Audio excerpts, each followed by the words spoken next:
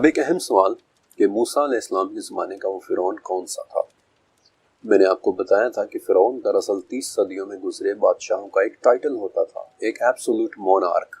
یعنی ایک مطلق العنان بادشاہ اور ملٹری کمانڈر جس کے پاس ہر قسم کا مکمل اختیار ہوتا تھا۔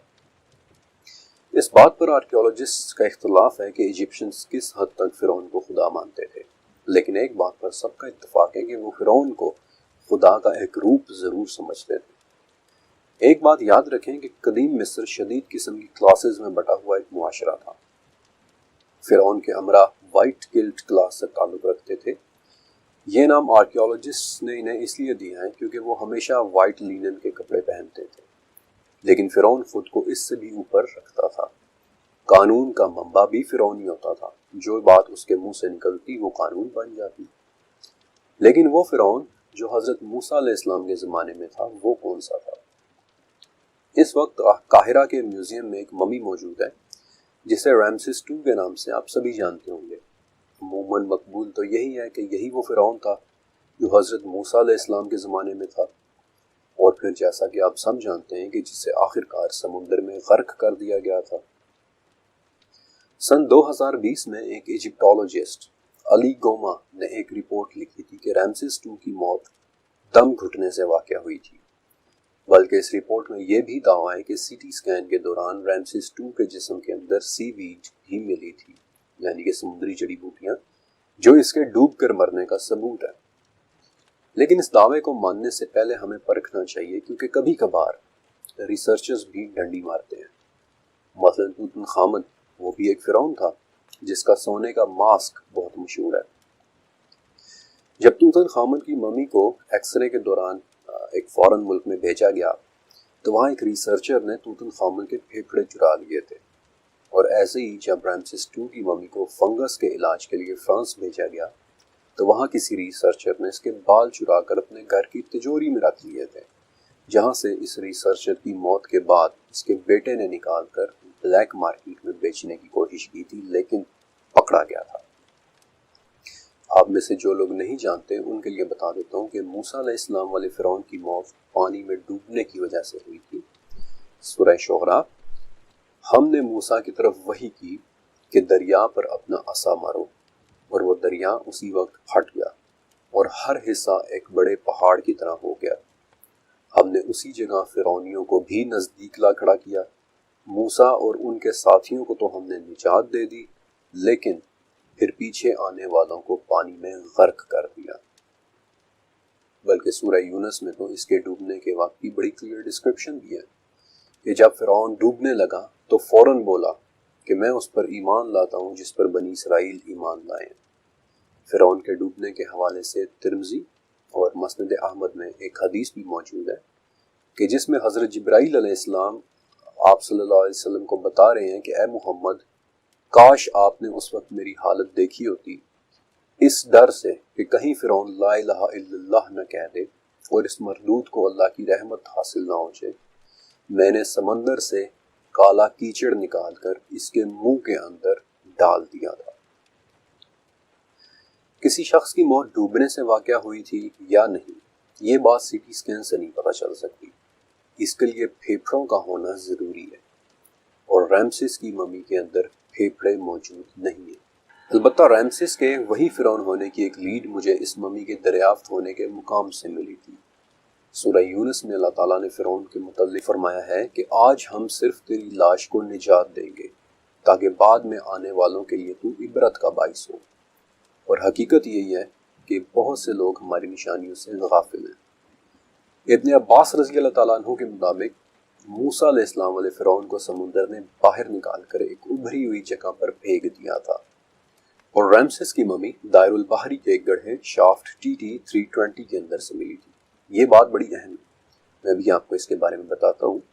اس گڑھے سے پہلے فرعون کی لاش کو ہائی پریسٹ کے مقبرے میں رکھا گیا تھا، لیکن کسی وجہ سے ہٹا دیا گیا۔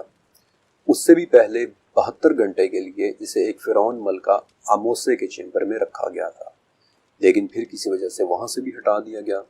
پھر اس سے بھی پہلے فرعون کی ممی کو ویلی آف دا کنگز یعنی بادشاہوں کی وادی میں رکھا گیا تھا، لیکن وہاں سے بھی چور اسے نکال کر باہر لے آئے تھے۔ یہ سب باتیں رامسیس کے تابوت پر ہائیروگلفس کی شکل میں لکھی ہوئی ملی تھی، اور یوں لگ رہا ہے کہ جیسے اس فرعون کی لاش کو سکون کی کوئی جگہ میسر ہی نہیں آ رہی تھی، بالکل ویسے جیسے سورہ یونس میں ہے کہ تیری لاش کو بعد میں آنے والوں کے لیے عبرت کا نشان بنایا جائے گا۔ اور اس وقت رامسیس II کی ممی قاہرہ کے میوزیم میں بے بس پڑی ہوئی ہے، جہاں روزانہ 15,000 لوگ اسے دیکھ کر حیران ہوتے ہیں اور بہت سے لوگ عبرت بھی پکڑتے ہیں۔ لیکن میں نے ایسا کیوں کہا کہ رامسیس کی شافٹ TT-320 میں ملنا بڑی اہم بات ہے؟ سن 1813 میں سوئٹزرلینڈ کے ایک مسافر نے مصر اور سوڈان کے بارڈر پر حادثاتی طور پر ایک جگہ دریافت کی تھی، ریت سے مکمل طور پر ڈھک چکی جگہ۔ لیکن جب اس ریت کو ہٹایا گیا تو آرکیولوجسٹ کے مطابق اس جگہ کو ایک بڑا ہی عجیب نام دیا گیا: پتھر میں تراشی ہوئی انا پرستی، ایگو ان دی اسٹون۔ آرکیولوجسٹ کہنے لگے کہ جس کسی نے بھی اس جگہ کو بنوایا تھا وہ نہ صرف خود کو مصر کا سب سے بڑا فرعون دکھانا چاہتا تھا، بلکہ یقیناً وہ خدائی کا بھی دعوے دار رہا ہوگا۔ مصر کا سب سے خوبصورت ابو سمبل کمپلیکس، جس کے 2 ٹیمپلز ہیں، باہر ایک ایسا ٹیمپل جس میں رامسیس II کے 4 بڑے بڑے بت، ہر بت 66 فٹ اونچا، ہر بت کے سر پر 2 تاج جو کہ ایک علامت ہے 2 عالموں کا بادشاہ ہونے کی، 2 زندگیوں کا بادشاہ ہونے کی۔ اور ان بتوں کے قریب جو بت دیوتاؤں کے تراشے گئے ہیں ان میں سے کوئی بھی بت رامسیس کے بت سے بڑا نہیں ہے۔ اور اندر والا مندر جس میں کچھ ستون پڑے ہیں جن پر رامسیس بھاگے ہوئے قیدیوں پر بذات خود تیر چلا رہا ہے، اور یہ بات میرے لیے بڑی ریلیٹیبل تھی کیونکہ رامسیس بھی مصر سے نکلتے ہوئے بنی اسرائیلیوں پر تیر ہی چلا رہا تھا۔ اندر والا مندر یا ٹیمپل جس میں 4 خداؤں کے بت رکھے ہیں اور جو اس مہارت سے تراشے گئے ہیں کہ سال میں صرف 2 مرتبہ سورج کی روشنی اندر والے ٹیمپل تک پہنچتی ہے، ایک 22 فروری کو اور دوسرا 22 اکتوبر کو، جس سے 3 بت تو روشن ہو جاتے ہیں، لیکن چوتھا بت جو موت کے دیوتا ٹاہ کا ہے وہ پھر بھی اندھیرے ہی میں رہتا ہے۔ ان تاریخوں کی کیا اہمیت تھی؟ 22 اکتوبر کو آسمان کا سب سے روشن ستارہ سیریس مندر کے بالکل سامنے سے طلوع ہوتا ہے، اور یہ علامت تھی کہ رامسیس ستاروں کے خدا کے ساتھ اپنی جگہ بدلے گا۔ ستاروں کے ساتھ جگہ بدلنے کا آرکیٹیکچر بنوانا، اپنے دیوتاؤں سے بڑے اپنے بت بنوانا، اسی لیے تو آرکیولوجسٹ کہتے ہیں کہ جس کسی نے بھی ابو سمبل کمپلیکس بنوایا تھا وہ خود کو خدا یا خدا سے اوپر سمجھتا تھا۔ رامسیس جس کا لگزور یعنی الاکثر میں 83 ٹن وزنی مجسمہ موجود ہے، جو مصر کے سب سے بڑے مجسموں میں سے ایک ہے، کارنیک ٹیمپل جیسے کمپلیکس جو مصر کے سب سے بڑے مندر تھے، ان میں بھی رامسیس کا ایک بہت بڑا مجسمہ ہے۔ انفیکٹ رامسیس ہی نے سب سے زیادہ مجسمے، آبلسکس اور ٹیمپلز بنوائے تھے۔ تو سوال یہ کھڑا ہوتا ہے کہ ایک اتنا بڑا فرعون جس نے مصر کو اتنا کچھ دیا، اس کی ممی شافٹ TT-320 کے ایک عام سے گڑھے کے اندر، ایک عام سے تابوت میں، جیسے کسی نے بس ہابڑ تابڑ میں محل سے بہت دور دفنا دیا ہو۔ ان تمام باتوں کو دیکھتے ہوئے رامسیس II حضرت موسیٰ علیہ السلام والے فرعون کے اہم ترین کینڈیڈیٹس ہونے میں سے ایک ہے۔ یہ صرف ایک ریسرچ ہے، سچ صرف اور صرف میرا اللہ جانتا ہے۔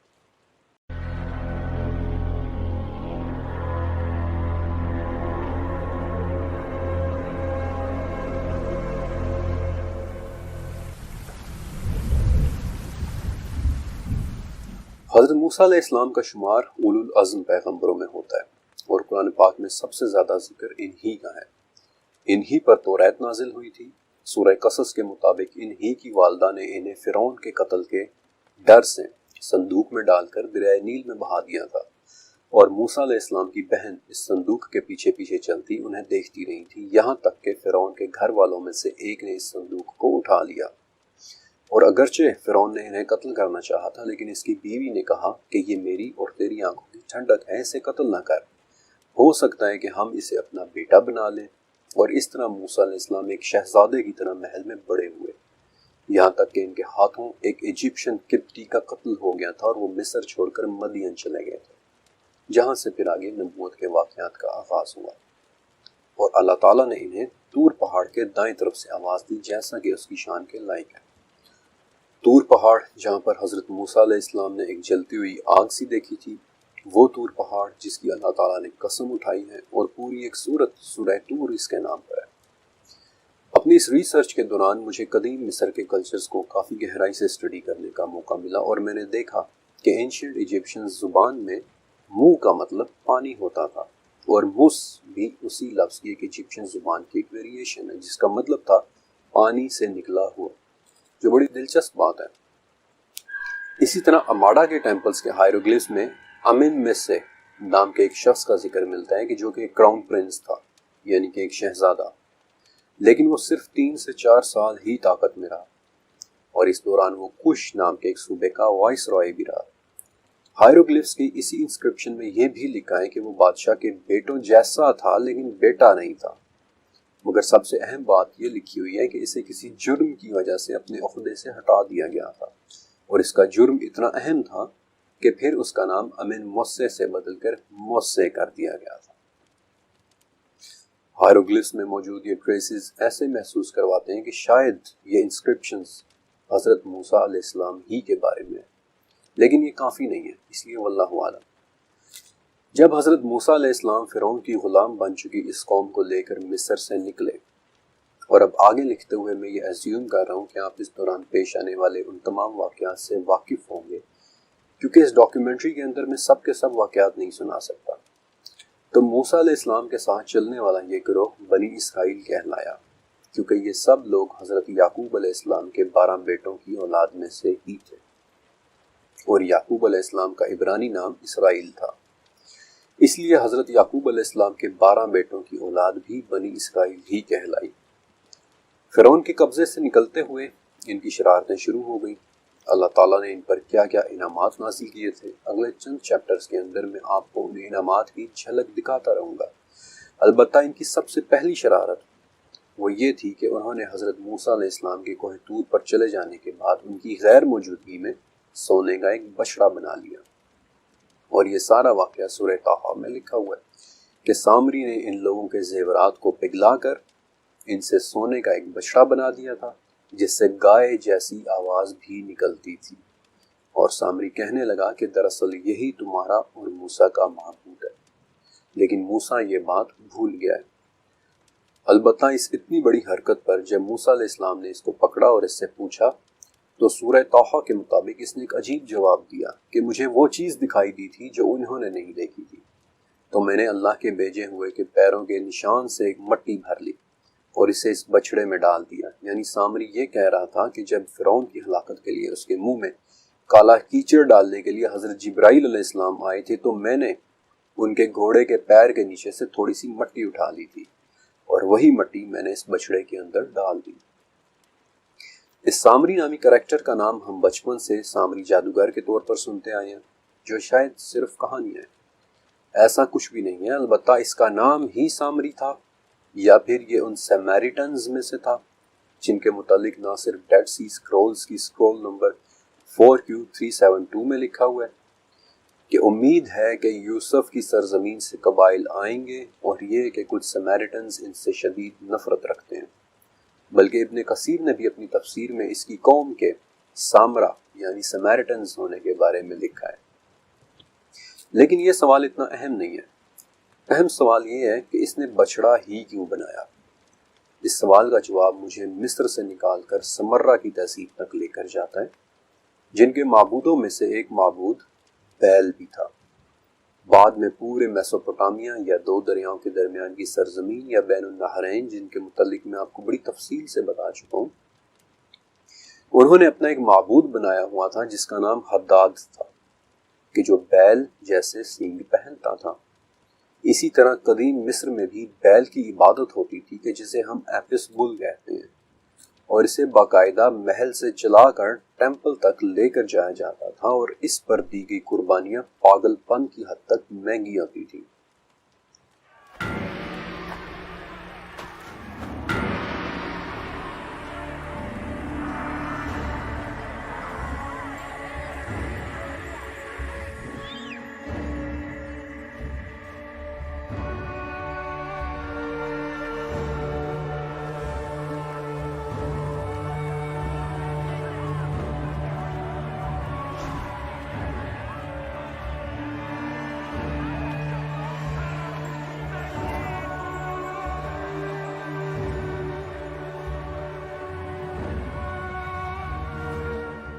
انفیکٹ مصری زبان میں جو لفظ بیل کے لیے استعمال ہوتا ہے وہی لفظ روح کے لیے بھی استعمال ہوتا ہے۔ لیکن عجیب بات یہ ہے کہ بیل کی عبادت موسیٰ علیہ السلام کے 1000 سال بعد قدیم ایران کے زرتشت مذہب میں بھی ہوئی تھی۔ ایک ایسا بیل جس کا چہرہ انسانی لیکن اس کے 2 پر بھی ہوتے تھے۔ اس کے علاوہ زرتشت میں ایک بہت بڑے ایسے بیل کی بھی عبادت ہوتی تھی جو ان کی مائتھولوجی کے مطابق پہاڑوں کو توڑ سکتا ہے، بلکہ ہمارے پاکستان کی وادی سندھ کی تہذیب میں بھی بیل کی عبادت کے ٹریسز ملتے ہیں۔ اور ہندو مائتھولوجی کے متعلق تو آپ سبھی جانتے ہیں کہ وہ بیل کو کتنا مقدس مانتے ہیں، بالخصوص نندی نامی ایک بیل کو۔ حتیٰ کہ یونان میں بھی بیل کو مقدس مانا جاتا تھا، اور ان کا ایک میتھولوجیکل کریکٹر مائنوٹور بھی ہے جو بالکل بیل کی شکل کا ہے۔ بلکہ اگر آپ کو یاد ہو تو میں نے 8ویں چیپٹر میں آپ کو قدیم ایرانی ستون بھی دکھائے تھے جن کے کیپٹلز بیلوں کے سر کے بنے ہوئے تھے۔ دنیا کے ہر کلچر میں آپ کو بیل دیوتا کی شبیہ نظر آئے گی، کیونکہ بیل شروع سے ہی طاقت، فرٹیلیٹی اور قوت کی علامت رہا ہے۔ ایک ایسا کانسیپٹ جو انسان کو بیل کے آگے جھکا دیتا ہے۔ لیکن قرآن و حدیث پر میری ریسرچ نے مجھے سر اٹھا کر جینا سکھایا ہے۔ آپ صلی اللہ علیہ وسلم نے فرمایا کہ قیامت کے دن سورج اور چاند کو لیٹے ہوئے بیل کی صورت میں آگ کے اندر پھینک دیا جائے گا۔ اپنی اسٹڈی کے دوران یہ حدیث پڑھ کر میں بڑا حیران ہوا تھا، کیونکہ پچھلے چیپٹرز کے اندر آپ نے دیکھا کہ سورج بھی عبادت ہوتا رہا ہے، معبود بنا رہا ہے، چاند بھی عبادت ہوتا رہا ہے، اور بیل بھی عبادت ہوتا رہا ہے۔ اور 8 عربی الفاظ کی یہ حدیث کس طرح سے ان صدیوں پرانے کانسیپٹس کو پاش پاش کر دیتی ہے کہ 2 باطل معبودوں کو تیسرے باطل معبود کی شکل میں آگ کے اندر پھینک دیا جائے گا۔ بہرحال بیل والے اس واقعے کے بعد بنی اسرائیل ایک لمبے عرصے تک وہاں رہے، اور ان کے لیے کئی واقعات پیش آئے۔ بنی اسرائیل کے لیے سمندر کا پھٹنا اور ان کا اس بچڑے کی پوجا کرنا تو صرف 2 واقعات ہیں۔ انہوں نے بذات خود اللہ تعالیٰ کو دیکھنے کی بھی فرمائش کر دی تھی، اور ان پر بجلی گر پڑی تھی۔ وہ موت کے بعد دوبارہ زندہ ہوئے، اور یہ سارا واقعہ سورہ بقرہ میں موجود ہے۔ ان کے لیے اللہ تعالیٰ کے حکم سے موسیٰ علیہ السلام نے پتھر پر اپنا عصا مار کر 12 چشمے نکالے تھے۔ بنی اسرائیل پر بادلوں کا سایہ رہتا جو رات کے وقت چمکتے تاکہ روشنی رہے، اور ان لوگوں کے لیے آسمان سے من و سلوہ نازل ہونا شروع ہو گیا۔ بنی اسرائیل کی اس گائے کا واقعہ جس کے جسم کا ایک ٹکڑا مقتول شخص کے جسم پر لگانا تھا، اور جس گائے کے متعلق بنی اسرائیل نے 3 قسم کے سوالات پوچھے، اور بیسیکلی اسی گائے کی نسبت سے سورہ بقرہ کا نام سورہ بقرہ ہے، اور یہ سارا واقعہ سورہ بقرہ کی 67 نمبر آیت سے شروع ہو جاتا ہے۔ اسی دوران قارون والا واقعہ بھی پیش آیا، جس کے پاس اس قدر خزانہ تھا کہ اس کی چابیوں کو اٹھانے کے لیے سورہ قصص کے مطابق کئی طاقتور لوگ استعمال ہوتے تھے، اور جس نے 250 دوسرے لوگوں کو اپنے ساتھ ملا کر حضرت موسیٰ علیہ السلام کے خلاف بغاوت کر دی تھی، اور ان لوگوں کے پیروں کے نیچے سے زمین پھٹ گئی اور وہ وہیں دفن ہو گئے تھے۔ اور پھر یوم السبت کا واقعہ کہ جس دن وہ لوگ مرا کرنے کے باوجود ہفتے والے دن بھی مچھلی کا شکار کرنے میں دھوکہ دینے لگ گئے تھے، اور اس جرم کی پاداش میں انہیں بندر بنا دیا گیا تھا۔ اسی دوران حضرت موسیٰ علیہ السلام کو کوہ طور پر توریت کی تختیاں دی گئیں، اور انہیں ایک عبادت گاہ جسے یہودی اور عیسائی ٹیبرنیکل کہتے ہیں، اور جسے ہم مسلمان عربی میں ہیکل کہتے ہیں، اس کے بنانے کا ڈیزائن دیا گیا۔ اور یہ ٹاپک اتنا اہم ہے کہ میں نے اس پر 15ویں اور 16ویں چیپٹر میں بہت تفصیل سے لکھا ہے۔ لیکن ایک عبادت گاہ کے علاوہ حضرت موسیٰ علیہ السلام کو تابوت سکینہ کے متعلق بھی احکامات دیے گئے تھے۔ وہی تابوت سکینہ جس کا ذکر سورہ بقرہ میں ہے، ایک بہت مشہور آرٹیفیکٹ جس کے اندر کچھ بہت ہی خاص تھا